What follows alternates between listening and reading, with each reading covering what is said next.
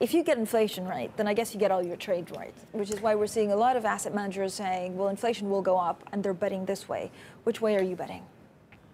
For this Friday number, we think that the consensus is probably close to the right point, but certainly you're right. This inflation has been absent. We've all been waiting for it for a number of months and quarters. And really at the moment, the market is telling the Fed, you know, you're a liar. We don't believe you're going to be hiking rate because there's no inflation. And the Fed is still consistent in thinking they might hike rate in December. Certainly it looks like September is just going to be a balance sheet moment. So depending on this inflation number, a lot is at stake, obviously. Either the Fed is right or the market is right, but not both of them can be right at the same time. So a lot is at stake on this number for sure. Yeah, and of course treasuries will move quite significantly on the back of it either way. I'm looking at inflation through the break-evens, and this is a great chart that Hillary Clark did for us. So you have the 10-year rate in white, you have the 30-year rate in blue. What do you see in this?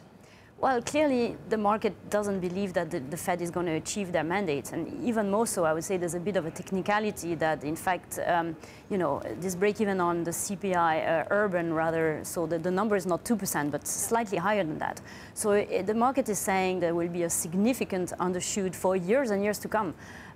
So this absence of inflation is definitely priced in the market, which means that, you know, if anything, if global growth continues to expand as it does and unemployment rate continues to go down, if anything, chances are that inflation is going to creep higher rather than lower, despite all these disruptive technologies.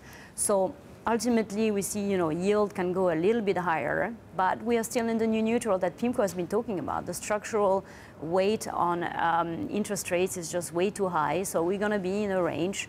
And, you know, there's no point crying wolf at the same time. So when you have, you know, multi-asset portfolio like I manage, I'm still pretty happy owning a fair bit of safe duration in the United States, all the more that we have, you know, all these risks around the globe.